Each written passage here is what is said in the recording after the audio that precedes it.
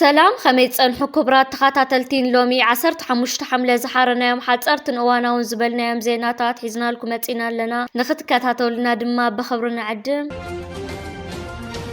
بعسرت حد حملة بأمباسادر إيرترا بإيطاليا أتفسها تيم بيتروس تخفت فيستيفال إيرترا نبرت جرمن أفرانكفرت بوعو هجراو منفس تخايدو أبزن خلتا معالته زغط على معرق هجراو متخخاب كاملا جرمن كالوت هجرات إيروبان زمتو إيرتراويان كمون عدمز تقبر لهم وصعتن يتسترخبوا العمتا وهجراو متخخاب كماو داسات بهلاو مسانا دوتات زتمن سياسة طبابا ومدبات سمينار قشة هتسانات كالن زت تقالل نيرون أبون بر محبركمات إيرترا جرمن أتي يوهانس رأسهم فتسام قديات إمباسي إيرترا أتي يوهانس والدو حلاف هزباون كماون قديات أتو تعامة هايلة كمونا بون برش ما قل بعالات أتو حدش قويتو ما بزسمعو وقال نترى فيستيفالا بتمر زيقاتات المدل دالها قراو حاد النتن مخص كواسن معك أو بهل المن النتن كمون مور راس تاريك انتساتفو زيقاتات أبها قراو مدباتن قليتهم نساتا ماسعيو من عوت نايز فيستيفالا بركتون زقور زيقاتات بحفشا ندك أنستيد ما بفلاي موقيسهم أمباسادر فسهاتين بيتروس هبزكايدو سمينار أبلو كنتات هاجر بمنصر زباون علماون معبالتات دحر مبرا ترى محبركمات هاجراو مدبات معزاز كسرح تصويعو أمود داتا بمخنيات فيستيفال بستودبه وددر سنصحو نستعوت شلمات تعديلو نايلو عمد فيستيفال كاب إيرترا بزخدت هبوبات دمصاويانن موزيقኛታት زحقفت ጉጅለ ባህሊ ብዛغረወት ተመደብ ደሚቁ ነይሩ مدقعتታት أمريكان إيران نابز قصلال زلو أوان إيروبا تتنقق خمزلا تقاليصو تكال دحنت أبيشن حبرت إيروبا نايت حبرت نفرتي أبلعل هجرات بحرين وشمت فارسن كي نفرا تنققو خمزلو تحبيرو بسنك قصال وطر أمريكان إيران كابز حلف سومون جميرو أبتزماد سلام تنحمت أو هرمزا وطر دحرمتاو حجون تعاطي خمزلو خطقس تنحن زلون كوينو بسنك توطر إيروبا حدش تزاز كتهب تجديد خمزلا وني نقر وكيل دحنت أبيشن إيروبا من قد أجرات أبلع البحرين كيت قطر حبرات إمارات عرب وشمت عرب كي براون زت أنققا خوينو أتناي فارس زوبا أزي أسقا خوينو خمزلون تقاليصو عبت زوبا زقادر زلو تدراو من قسقاسات دبداب ميسايلاتن سبالو نفرتن حدش حدقا فتيرو خمزلون عبت حدش كنتات إيروبا تنققو سانخ توسط تجديدا خمزلون أتو منشتات وسيخوم يقلصو أتحبرت بزعوا من قد أير زهاو متأنققتا نخلت سو من تصنح كنتات وشمت فارس بقاربا خكتاتو لمخانون زدل حبريتا بقزي كه مخانون حبير اللون إذا خمزيلون كلو لعلوات 180 أبالات بارلما إيران حنا نايت بأمريكان إسرائيل استقنت ألا لعلواي مرح إيران حنا مفداي دلوات كم زلون لنا إيران إسلاما وسورا أبزو وسدس قمتي كساتف مخانو من محبارهم تقاليتو أتم أبالات أوزو تصو دبدابي لعلواي سب السلطان هايمانوت المنجستن تهاجر حنا قتلت مرح خفد خمزو وسنو خجلت كلو بتوسخوا النتي بإسلاما وسورا زو سنس قمتي مولد قفيوم كم زلون حبيرهم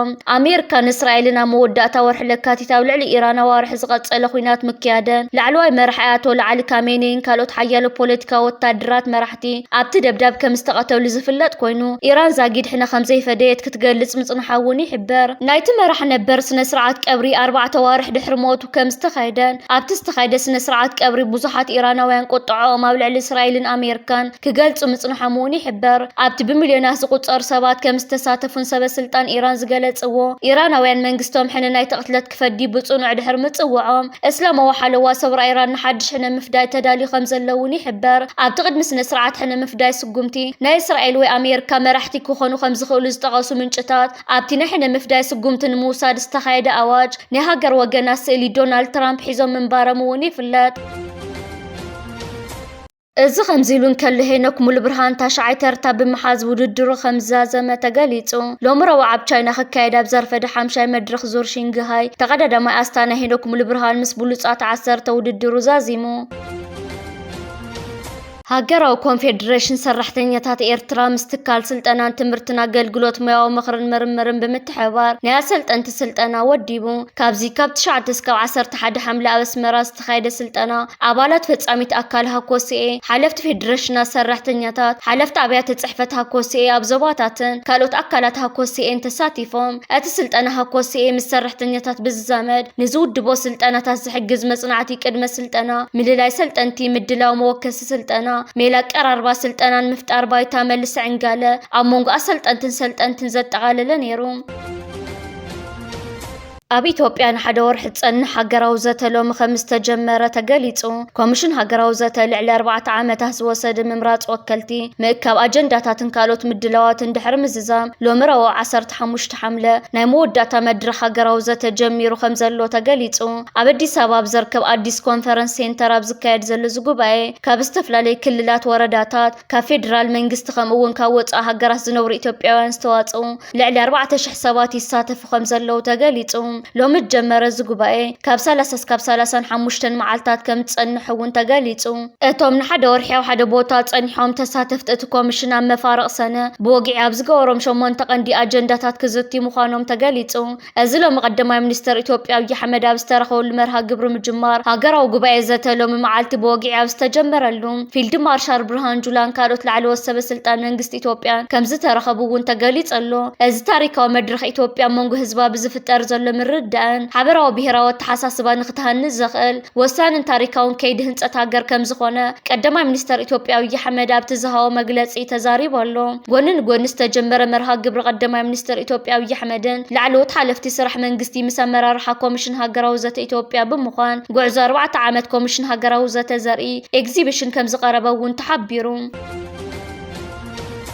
فلما إثيوبيان تجارخ نبلكم كلنا شنكم يتقبلوا نتماو تقارماي مننت كتنوروا لعلسابكم إثيوبيان كتكونوا تدليو دليتم بهجن حزب تجراي دحرز كل مسوات ونزي سكاركم بواقع بهركم إمباير إثيوبيا خطروا يتحلموا حلاموا إنا إثيوبيان تجاروا نبلكم زلنا نعقم نتصور ملختي زلنا أتا تحلموا وعبا إثيوبيا دحر حجاي كتلونيا كاد ما نعنا مخنيات كي تجبرنا إثيوبيا زي تهلو بناي على حمام بناي ود بشاشة مرجمن اليوم انبار نحنا دا أنو كل حد قاتل نابش حنت شعات تميت تسعن حدا نيتوبيا خنقبرنا خالنا كاف مقابرات ريفنا ياينا دحري رهوان قسانة تتمنى وين اوشت ويانا زبقولو خم قبرو اسرات صادقان زبول اثيوبيان تجارو نتا زموتت اثيوبيا زلا خمسل بواغا حزب تግራይን ኤርትራን ቁማር ክጻወቱ ንዝሓለፉ 3 ዓመታት ኣብ ሸንኮለልክን ኣትዮም ጽዒሮም ሕጂ ግን ከምቲ ማለይ ኮነን ዋላ ንስኹም ኢትዮጵያውያን ተጋሩ ኣፍራስ ወዲ በሻሻ ኮይንኩም እንተፈተንኩም ኢትዮጵያ ክድሕና ይትኽእልን እያ ኦሮማይ ከም ዘይትድሕን ኮይና ኣብ 2018 ተፈናጢሓ መዓልቲ ኻላይ ቀብራያት ጽበዘላ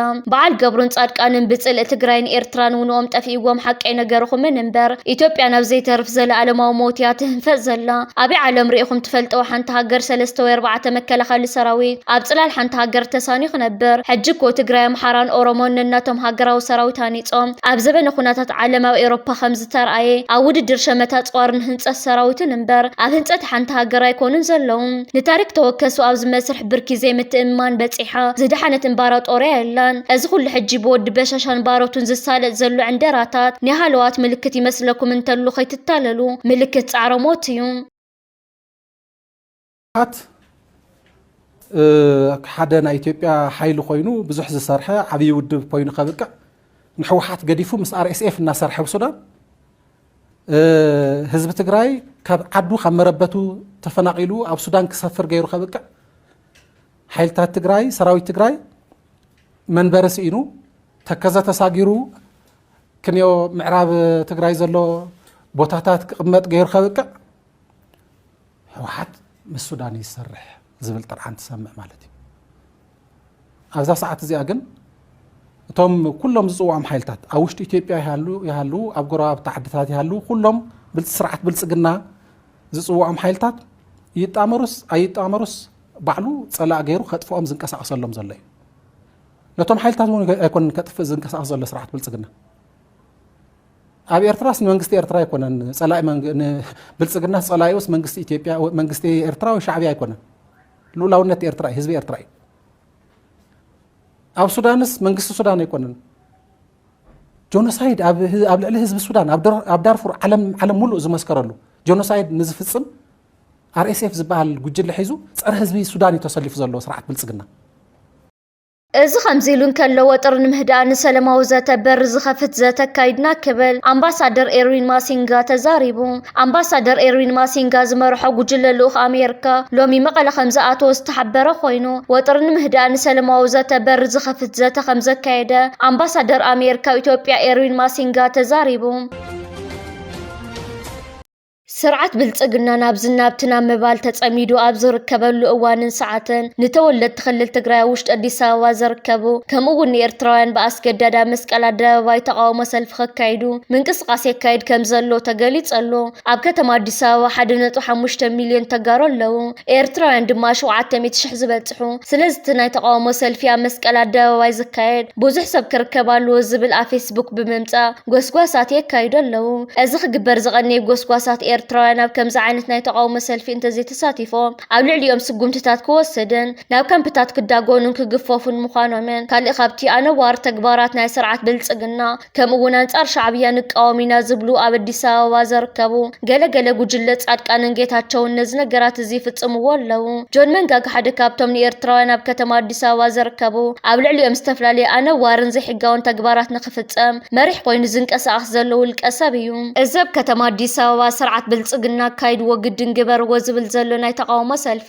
ነቲ ሕወሓት ኣብ ክልል ትግራይ ዘካይዶ ዘሎ ምንቅስቓስ ንቃወሚና ግፋደው ይበል ዝብል ናይ ስርዓት ብልጽግና ሕቡእ ተልእኾታት እዩ ብልጽግና ብዝተፈላለየ ክፋላት ኢትዮጵያ መንእሰያት ትሕቲ ዕድመ ካብ ኣብያተ ትምህርቲ ከይተረፈ ገፊፎም የሰልጥኑን ይዕጥቁን ኣለዉ ነቲ ኣብ ክልል ትግራይ ዝግበር ዘሎ ዝተፈላለዩ ወታደራዊ ምንቅስቓስን ሕወሓት ንምክልኻል ኢሉ ዝወስዶ ዘሎ ስጉምትታት ግን ዘይሕጋዊ ብምባል ናብ ከምዚ ዓይነት ናይ ሰልፍን ካልእ ተግባራትን ብምቕያር ኣብ ልዕሊ ሕወሓት ምንቅስቓሳት የካይድ ኣሎ ሕወሓት ነዚ ነገር በየናይ መንገዲ ሒዝዎ ይርከብ ኣሎ ብዓብዪ እውን ነቲ ታሪካዊ ጸላኢ ህዝብን መንግስትን ኤርትራ ከምኡውን ክልል ትግራይ ዝኾነ ስርዓት ብልጽግና ዘለዎ ጸሊኢ ኣብ ዝሓለፈ 2 መዓልታት ብመንገዲ ደብረጽዮንን ኣማኑኤልን ኣቢሉ መልእኽቲ ኣሕሊፉ ነይሩ እዩ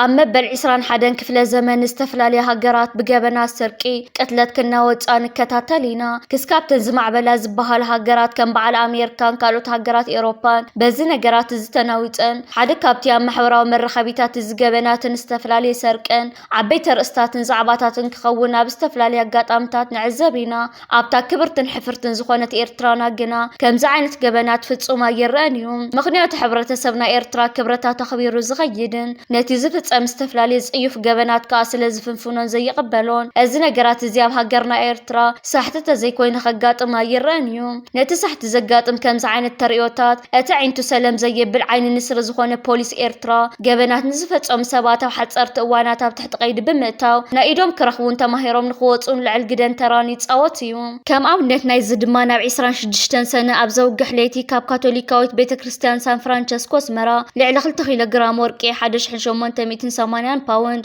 1825 ዩሮ 1500 ዶላር ኣሜሪካ 10,000 ዶላር ካናዳ ሽሕና ኣቕፋ ልዕሊ 20 ካርድታት ሞባይል ንዝሰርቀ ጠርጦር ብምትሕባር ህዝብን ምክትታል ፖሊስን ከም ዝተተሓዘ ካብ ፖሊስ ዞባ ማእከል ዝወፅእ ሓበሬታ ኣፍሊጡ ነቲ ጉዳይ ዘጻረየ መርማር ገበን ፖሊስ ዞባ ማእከል ኣብ ዝሃቦ ሓበሬታ እዚ ቀሺ ብርሃነ ሃብተጽዮን በይን ዝተባህለ ወዲ 36 ዓመት ጠርጦር ናብ ቀጽሪ እቲ ቤተክርስትያን ዘሊሉ ድሕሪ ምእታው ንሞስኮት ቤት ጽሕፈት እታ ቤተክርስትያን ብጎነጽ ብምስባር ነቲ ኻሳ ብመፍትሕን ካቻቢቶን ብምኽፋት ነቲ ዝተጠቐሰ ወርቂ ባጤራታት ወፃኢ ሃገራትን ሰሪቑ ከም ዝተሰወረ ገሊጹ ብዝኣከብዎ መርትዖታትን ሓበሬታታትን ምክትታሎም ከም ዝቐጸሉ ዝሓበረ መርማር ገበን ዓብደልሓይ ፈለማ ሓንቲ ሰራሕተኛ ሕሳብን ቆሞስ እታ ቤተክርስትያንን ከም ቀዳሞት ጠርጡራት ተቐይዶም ከም ዝነበሩን ኣብ መስርሕ መርመራ ግን ዝኾነ ዝተረኸበ መርትዖ ስለ ዘይነበረ ካብ ቀይዲ ከም ዝተፋነው ኣረዲዩ እቲ መርማር ወሲኹ ተሰዊሩ ንዝነበረ ፈጻሚ ገበን ንምሓዝ ምስ መሳርሕቱ ምክትታሎም ከም ዝሕየሉን ድሕሪ ሓደ ወርሓ ክትሓዝ ከም ዝኽኣለን ጠቒሱ እቲ ዝሰረቐ ወርቅን ልዕሊ 5,000 ባጤራታት ወፃኢ ሃገራትን ገለ ክፋሎ ጠፋፊእዎ ክጸንሕ እንከሎ እቲ ዝበዝሕ ግን ኣብ ድባርዋ ኣብ ዝርከብ መንበሪ ቤቱ ኣቐሚጥዎ ከም ዝጸንሐን ብኤግዚቢት ተታሒዙ ከም ዘሎን ኣብሪሁ ጥርጥር ወልፊ ቁማር ከም ዝነበሮን መቋመሪ ገንዘብ ምሳነ ድማ ነቲ ገበን ክፍጽሞ ከም ዝተደረኸ ብምጥቃስ ኣቐዲሙ ኣብ ሰዓታት ቀትሪ ናብቲ ስርቂ ዝተፈጸመሉ ቤት ጽሕፈት እታ ቤተክርስትያን መጺኡ መጽናዕቲ ከም ዘካየደ ሓቢሩ ንሱ ወሲኹ ብሞስኮት ንኽኣቱን ካሳ ከፊቱ ንኽሰርቕን ከም ዘየጸገሞ ብምግላጽ በቲ ዝረኸቦ ንብረት ሓሊፍለይ እናበለ ፖሊስ ክሕዝዎ ምኽኣሎም ከም ዘሰንበደውን ኣብቲ ንፖሊስ ዝሃቦ ቃል ምግላጹ ኣረዲዩ ምትሕብባር ህዝብን ምክትታል ፖሊስን ከም ዝተተሓዘ ካብ ፖሊስ ዞባ ማእከል ዝረኸብናዮ ሓበሬታ ኣፍሊጡ ነቲ ጉዳይ ዘጻረየ መርማር ገበን ፖሊስ ዞባ ማእከል ንልኡኽና ኣብ ዝሃቦ ሓበሬታ እዚ ከምዚሉን ከሉ ኣብ ውሽጢ ኢትዮጵያ ብሰራዊት ሱዳን ክኸውን ከም ዝኽእል ዝተገለጸ መጥቃዕቲ ድሮን ከም ዝተፈጸመ ተገሊጹ ኣሎ። ኣብ ዝሓለፉ መዓልትታት ኣብ ደቡብ ኢትዮጵያን ሱዳንን ኣብ ከባቢ ቤንሻንጉል ጉሙዝ ኣብ መንጎ ሰራዊት ሱዳንን RSFን ከቢድ ውግእ ክካየድ ዝቐነየ ኮይኑ ሰራዊት ሱዳን ከተማ ኩርሙክ ሓዊሱ ሓያሎ ቦታታት ኣብ ደቡብ ኢትዮጵያ ከም ዝተቆጻጸረ ድሕሪ ምግላጹ መጥቃዕቲ ድሮን ኣብ ውሽጢ ኢትዮጵያ ኣብ ጥቓ ከተማ ኩርሙክ ከም ዝተፈጸመ ይግለጽ ኣሎ። እዚ ትማሊ ኣብ መፍረይ ወርቂ ኣብ ዝተዋፈረ ካናዳዊ ትካል ዝተፈጸመ መጥቃዕቲ ድሮን ንሓደ ሰብ ክቐትልን ከሎ ንኻልኦት እውን ከም ዝቆሰሉን እቶም ዝቆሰሉ ንተወሳኺ ሕክምና ናብ ከተማ ኣዲስ ኣበባ ከም ዝተወሰዱ እውን ተገሊጹ ኣሎ። ብዛዕባ እዚ መጥቃዕቲ ብወገን መንግስቲ ኢትዮጵያ ይኹን ሰራዊት ሱዳን ክስካብ ሕጂ ዝተባሃለ ነገር የለን። ኣብ መንጎ ኢትዮጵያን ቤላሩስን ተፈጢሩ ዝርከብ ዘሎ ምስሓብ ኣብ ዝለዓለ ጠርዙ ከም ዝበፅሐ ሎሚ ንግሆ መራኸቢታት ጸብጻባት ይዝርጋሕ ኣለዋ። እዘን መራኸቢታት ኣብ ዝሓለፈ 2 ዓመታት ኣብ መንጎ ኢትዮጵያን ቤላሩስን ዝተፈላለየ ናይ ኣጽዋራት ዕድጊ ተፈጺሙ ነይሩ እዩ። ብመሰረት እዚ ዝተኻየደ ስምምዓት ቤላሩስ ንኢትዮጵያ ናይ ቢልዮናት ዶላራት ወታደራዊ ኣጽዋራት ብፍላይ ከዓ ምስ ምክልኻል ስርዓት ናይ ነፈርቲ ከምኡውን ነፈርቲ ውግእ ነዚ ሃገር ቀሪባትላን ሸይጣትላን ነይራ። እቲ ካብ ቤላሩስ ዝመጸ ዝተፈላለየ መሳርሒታትን ኣጽዋራት ኣብ ውሽጢ መሬት ኢትዮጵያ ምስ ኣተወ ብግቡእ ክሰርሕ ኣይከኣለን። ስርዓት ብልጽግና ንቤላሩስ ክኢላታት ብምስዳድ ነቲ ኩነታት ክተጽንዖ ኣምሳዩ ሓድሽ ዝኾነ ዕጥቂ ኣጽዋራት ንኢትዮጵያ ክተርከብ እንተዘይኮይኑ እቲ ምስራሓዊ ዝርከብ ዘሎ ወታደራዊ ኣጽዋራት ተጸጊኑ ናብ ንቡር ስራሕ ንክምለስ ናብቲ ሃገር ዘቕረቦ ሓያል ጻውዒታት ነይሩ። መንግስቲ ቤላሩስ ብመንገዲ ምክልኻል ናይቲ ሃገርን ክኢላታትን ኣቢሉ ናብ ኢትዮጵያ ልእኻቱ ክሰድድ ምዃኑ ንብልጽግና ዝሓለፈ 6-7 ወርሒ መጸናንሒ መልእኽቲ ሕሊፉሉ ነይሩ። ክስካብ ሕጂ እዋን ግን መንግስቲ ቤላሩስ ክኢላታትን ሚኒስተር ምክልኻል ናይቲ ሃገርን ናብ ኢትዮጵያ ክሰድድ ኣይከኣለን። ስርዓት ብልጽግና ምስ ነፈርትን ስርዓተ ምክልኻልን ተተሓሒዙ ኣጋጢምዎ ዝርከብ ዘሎ ጸገማት ንመንግስቲ ቤላሩስ ብተደጋጋሚ ዝቐረበሉ ጻውዒት ጽማም እዝኒ ስለ ዝተዋህቦ እዩ። ሕጂ ናብ ኣደባባይ ብምውጻእ ኣብ መንጎ ኢትዮጵያን ቤላሩስን ዘሎ ምስሓባት ናብ ከምዚ ዓይነት ደረጃታት ዓሪጉ ዝርከብ። ኮነሬል ማእከለ ወልደ ስላሴ ሸባ ተሰዊኡ ኣባል ሚኒስተር ምክልኻል እዚ ህዝባዊ ሰራዊት ገዲም ተጋዳላይ ኮነሬል ማእከለ ወልደ ስላሴ ራእያ ወይ ድማ ሸባ ብ12 ሐምለ ኣብ መበል 74 ዓመት ዕድሚኡ ብሕማም ተሰዊኡ ኣብ 1974 ኣብ ህዝባዊ ሓይልታት ሓርነት ኤርትራ ዝተሰለፈ ተጋዳላይ ማእከለ ኣብ እዋን ሓርነታዊ ቃልሲ ኣብ ክፍሊ ተዓሊምን ተዋጋእ ሰራዊትን ክስካብ ብደረጃ ኣዛዚ ቦጠለኒ ድሕሪ ናጽነት ድማ ወታደራዊ ቤት ፈርዲ ከምኡውን ኣብ ተዋጋእ ሰራዊት ብደረጃ ኣዛዚ ብርጌድ ሓለቓ ስታፍ ክፍለ ሰራዊትን ኣዛዚ ክፍለ ሰራዊትን ካብ ሰነ 2019 ስካብ ዕለተ መስዋዕቱ ድማ ኣብ እዚ ህዝባዊ ሰራዊት ተመዲቡ ንሃገሩን ህዝቡን ብተወፋይነት ዘገልገለ ሓርበኛ እዩ። ስውእ ኮነሬል ማእከለ ወልደ ስላሴ በዓል ሓዳርና ኣቦ 6 ደቅን እዩ። ስነ ስርዓት ቀብሩ ድማ ትማሊ 14 ሐምለ ፍርቂ መዓልቲ ኣብ መካነ መቃብር ሓርበኛታት ኣስመራ ተፈጺሙ። ሚኒስትር ምክልኻል እዚ ህዝባዊ ሰራዊት ብመስዋዕቲ ኮነሬል ማእከለ ወልደ ስላሴ ራእያ ወይ ድማ ሸባ ዝተሰምዖ መሪር ሓዘን እናገለጸ ንስድራ ቤቱን መቓልስቱን ጽንዓት ይሃብኩም ይብል።